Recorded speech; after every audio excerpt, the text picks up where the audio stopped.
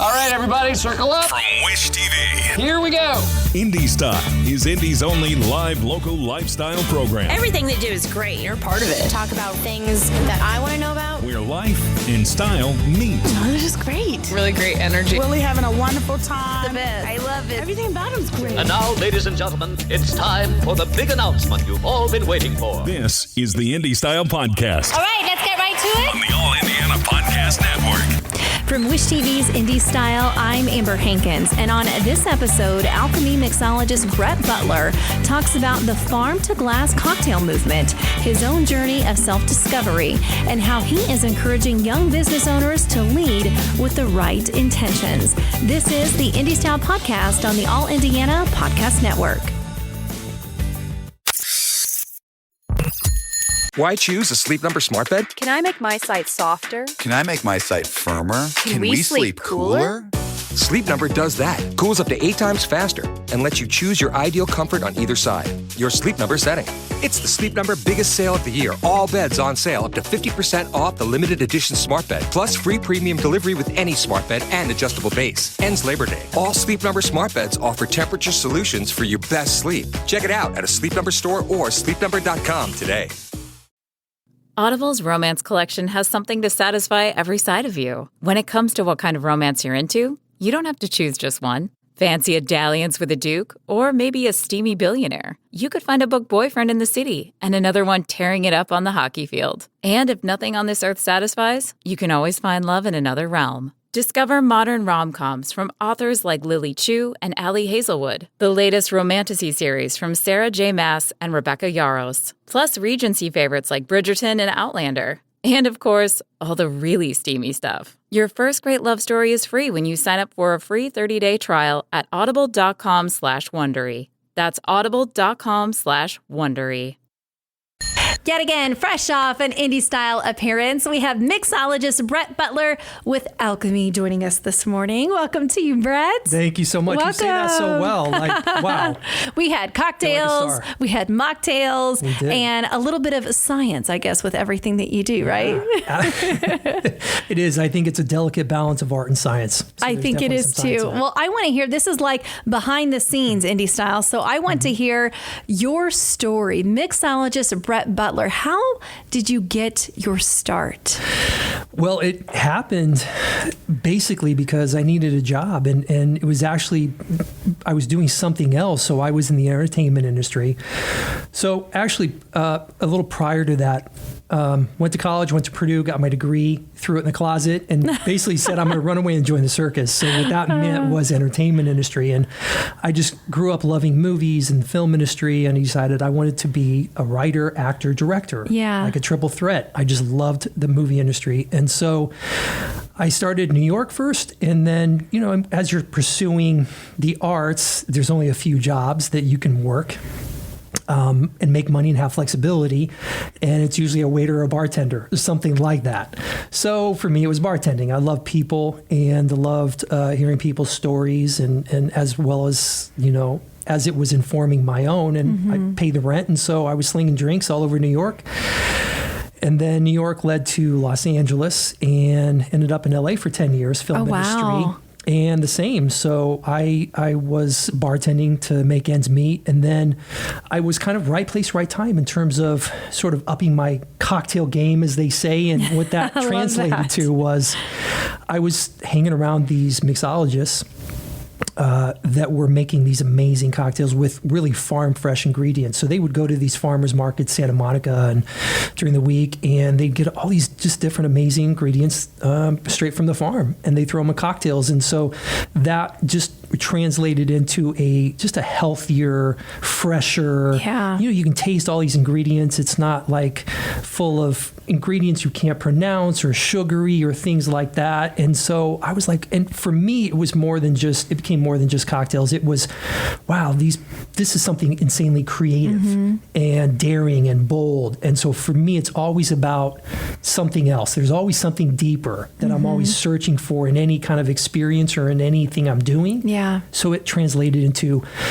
I can fulfill my creativity, I can pay my bills, and then eventually that led to me moving back home Indianapolis 4 years ago, 2017. And I said, well, if I can monetize this as well and just kind of do what I love and determine my worth and make a business out of it, man, it's then every, box is checked off. And Absolutely. So I did. I just set out to work, and, it was a combination of sales and getting to know people and knowing what you have, and then just building word of mouth, which is always the case for really any business. That's all word of mouth. And then that's how Alchemy was born. It was this mobile mixology service where you wanted to give people an experience they've never had before. Yeah. That was what the heart of it was. And speaking of experience, this is like a movement. We talk about farm to table all the time on Indy Style, and you're saying farm to glass, but this is very important for you. This isn't just, making drinks. This is really the heart of what I think states like, Indiana are all about, this whole farm to table movement. It so is. I grew up on a farm briefly. It was something that, it was in my blood. Yeah. And so me being from Indiana and living in all these big cities for so long and then moving back home, and it was time. I was ready. And to come home and have that experience of like, wow, this is back to my roots and I'm back home. And the Midwest is, really the lifeblood of America, and it's farming communities. And so that's just something that's been in my blood. I grew up with that. And I was like, well, how can I celebrate that? And how can you also just give respect to people that really do the hard work and to see what farmers go through. And they're largely also dependent on nature. They thrive or survive or don't. Yeah. And so they're some of the hardest working people I've ever met. And in some small level, me putting some of their herbs or fruits in a cocktail to elevate it, but also celebrate them and get to know their stories. Whether I go to farmers markets and, I find out, where are you from? Yeah. What's your farm like? What are your practices? I realize that the core of what I do is telling stories. I happen to tell them through cocktails, but it's really in any industry that you're in.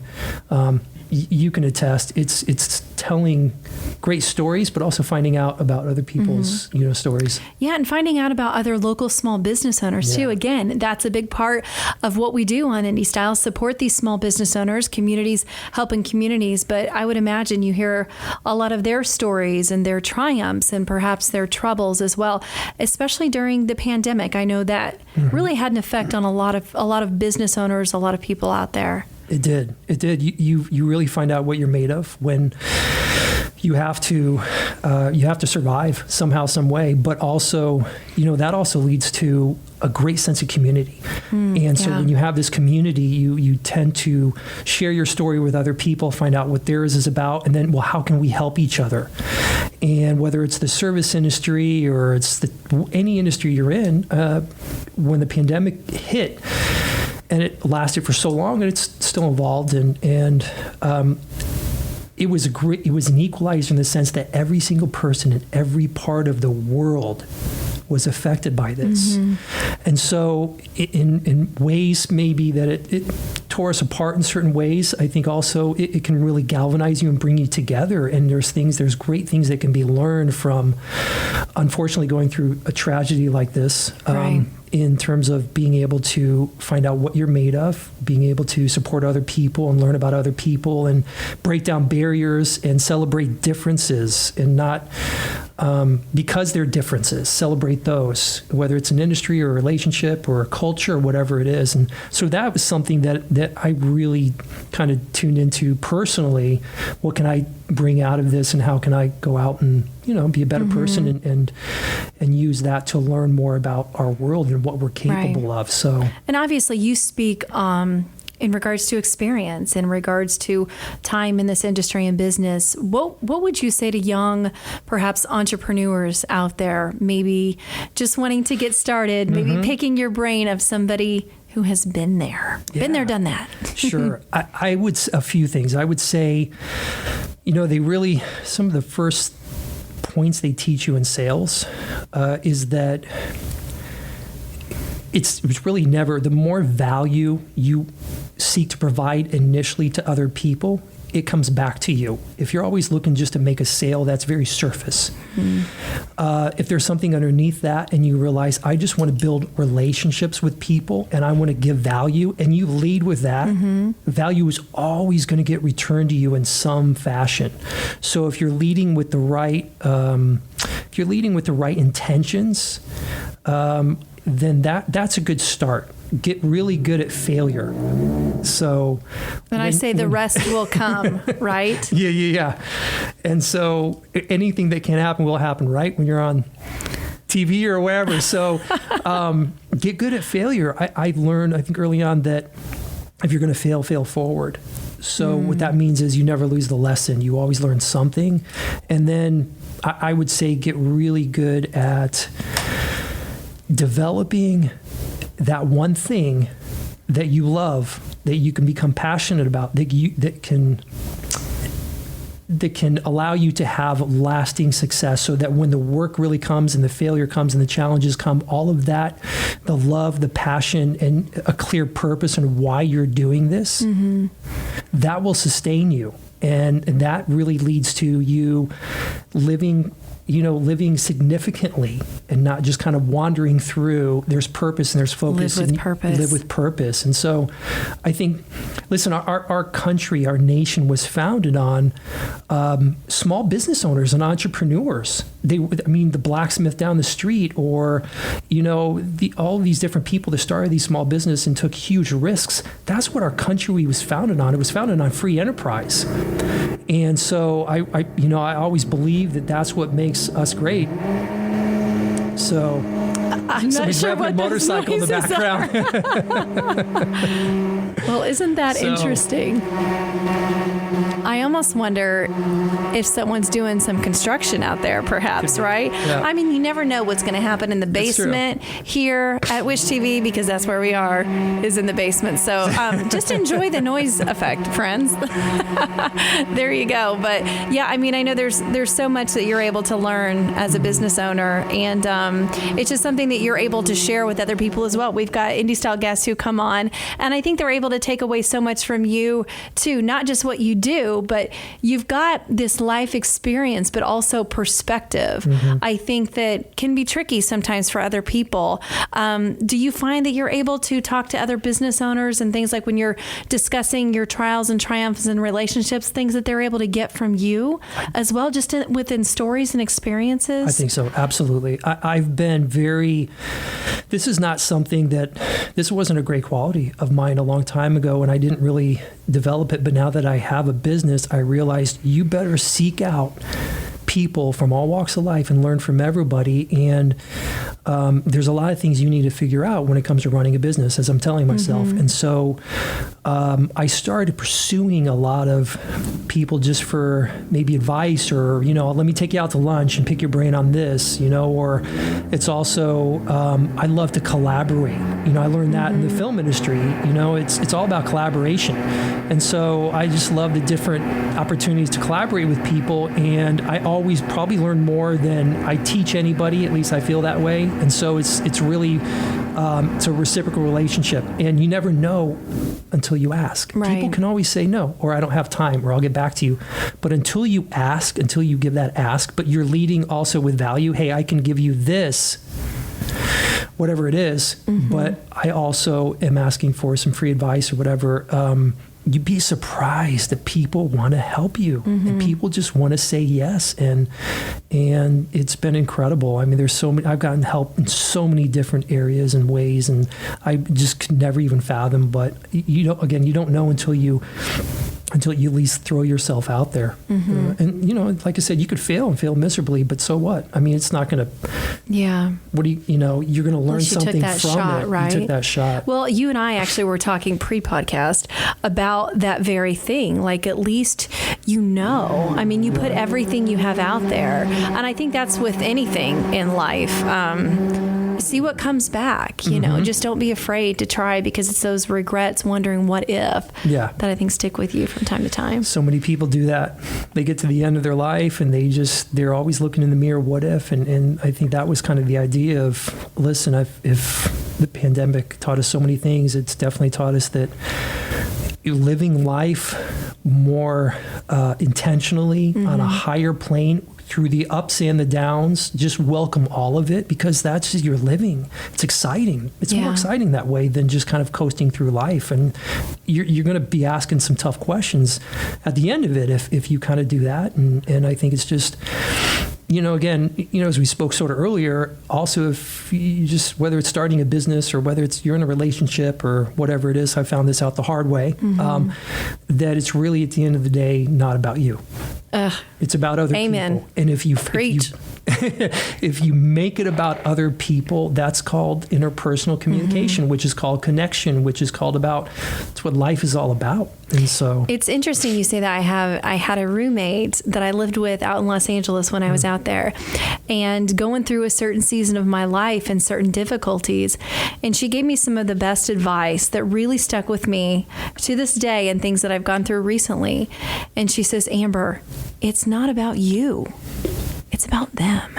Their behavior, their attitude really has nothing to do with you. Absolutely. It's about them. It's about their internal struggle. It's about their internal anger. Whatever they're projecting onto you negatively, it's really not about you. And that really stuck with me. And once I started to open my eyes to that, I saw it so differently and thought, oh my gosh, she's so right. It's not just me or this girl or this person or this person. They've got this internal fight within themselves that they project onto somebody else. But it's really that struggle within themselves that they're trying to deal with. Doesn't make it okay. Right. Doesn't make it okay, but it does make me a little bit more tolerant, I guess you could say. Empathetic, understanding. We all have our own journey, of self-discovery and of maybe enlightenment, if you want to call it that. And the world is built in some ways and conditioned to beat you down and to make sure that doesn't happen. But the more we realize we all are a lot more similar than we are different. Right. We all bleed the same blood. And when it comes to things like that, it may be in your own journey, it allows you to, I guess, pick your battle, so to speak, but also to... What's worth it, what's not. Yeah, have a lot of empathy and understanding for maybe what other people are fighting against, what other people have gone through. It's rarely ever about you when somebody's lashing out or whatever. It's just what they're going through inside, but it's extending that hand of empathy or sympathy maybe initially when you don't want to. You realize...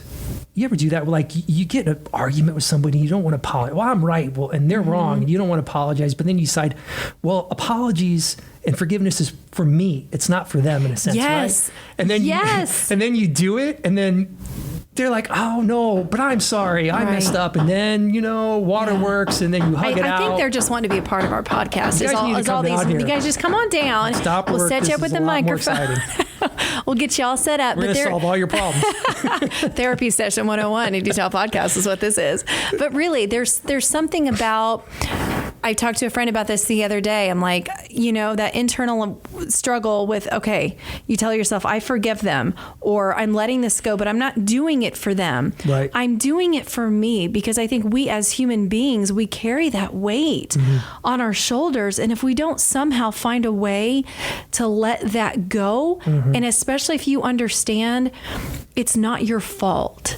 If you're happy, I think, with the choices and decisions that you've made in your life, and I say this as I'm telling it to myself. Me too. If you can be proud of who you are, how you've acted, how you've treated other people, and that negativity still comes your way from said people, there's nothing you can do about it. So you forgive them for whatever reason they're doing that, whatever they're going through, so you can lift that off and move forward, because we need that, especially when it's something that you can't control. True. You can't control other people 9 times out of 10 and make them act like you think they should act. The only person you can control is yourself. And I think if deeply we are okay with who we are and proud of ourselves and happy with that internal being, what more can you really ask for? Yeah. That's all you can do. I agree. I think we're at a point in our lives, in our world, where we need more young men and young women to step forward, because we're leaving this to them at some point, and to become true leaders. And that takes boldness, courage, takes risk. But at the end of the day, it's why you're here on earth, is to serve other people. You look at the greatest that have ever done it. You know, Mother Teresa, or, you know, some of the greatest mentors you've had in your life, or your parents. And having a servant mentality is not always easy. I mean, it's a me world, you know? Yeah. So I think it's, you know, we're all, like I said, we're all on a journey. And so I think the greatest gift you can ever, we talked about this earlier, I think the greatest gift you can ever really give is, you know, the gift of empathy, you know, and love, in every circumstance. And we're going to fail a lot, but, you know, if that's at least if that's the ideal and the intention that we're moving towards and moving with, it's always going to serve us well, you know. Because they also don't expect that. True. You know what I mean? Yeah, shock them.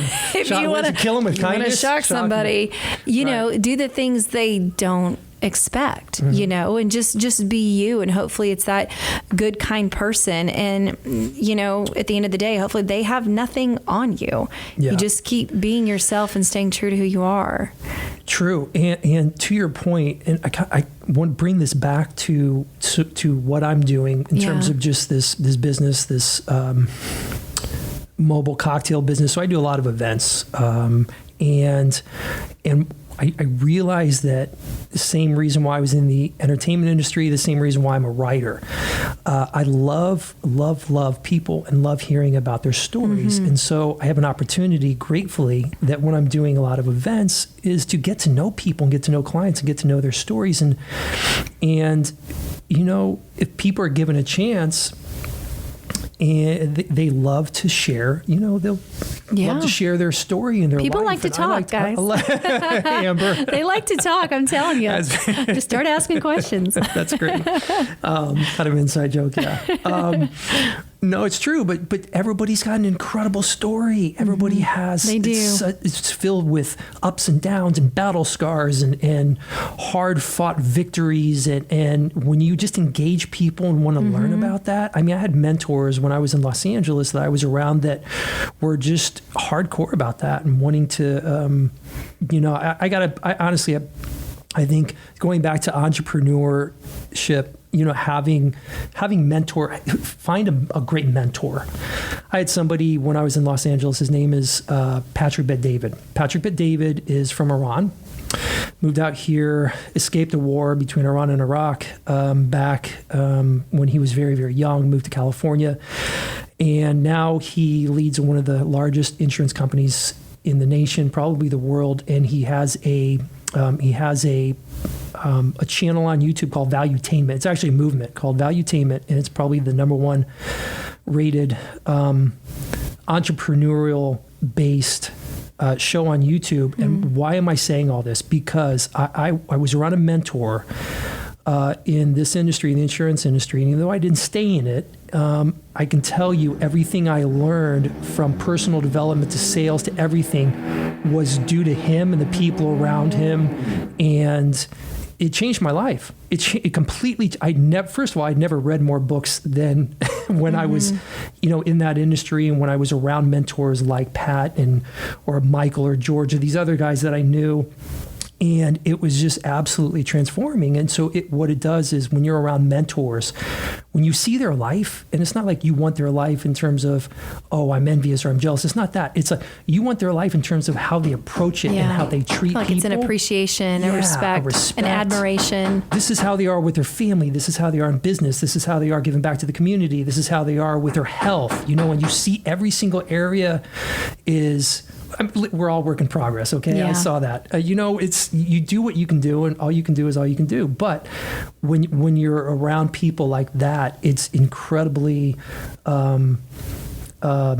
just gratifying and motivating at the same time. Motivating, I think, absolutely motivating. Just get you out there. You look at these people doing what they do and think, hey, I want to be like that. Just take a little piece, I feel like, from everybody you learn. And just keep going. Totally. Just keep going. Can you believe we've been talking for 23 minutes? No. Oh my goodness. We need to wrap this up. But any final words that you would like to leave our listeners with? Oh, wow. Put me on the spot like that. I know. I just, not to get all, I'm just incredibly grateful. I think what works for me as a son, as a brother, as a, friend. I mean, I suck at a lot. I suck at being a brother a lot. I suck at being a good friend a lot. And my buddies will tell you sometimes in terms of keeping in touch and stuff like that. Or, I'm trying not to suck as a son, but I think I'm doing pretty good in that area. But I think that the more you go through, if you develop the right perspective on it, you walk around with a state of gratitude. It's really the end game in life. Yeah. Is really happiness or joy. Happiness is kind of short term, but joy is more. It's deeper. It's more extensive. It's just a life force. And I think, yes, bad things are going to happen to you. Yes, people are going to take advantage of you. Yes, people are going to die. Yes, this is going to happen. And we're all going to go through it. And it's never going to stop. But if you can at least lead a life of, gratitude, right. that solves so many problems. And I know it's hard, but in the midst of the crap that happens, when you lead with just taking time out of every single day to be grateful for little things and big things, man, life gets really easy for you. And it's not always possible, but if you're at least endeavoring towards that, for me, it's a game changer. Yeah. Be proud of who you are and what you stand for. And like you said, lead by example too. Absolutely. Brett, this has been so much more than mixology. So we appreciate your time, Mixology/Therapy 101, but such a pleasure. And we hope to talk to you again soon. Thank you so much. From Wish TV's Indy Style, I'm Amber Hankins. Be sure to like and subscribe to the Indy Style Podcast right now on the All Indiana Podcast Network. Watch Indy Style weekday mornings at 10 a.m. on Wish TV. Follow Indy Style on Facebook and connect for even more at wishtv.com. This concludes our broadcast day. For even more great podcasts, go to allindianapodcastnetwork.com.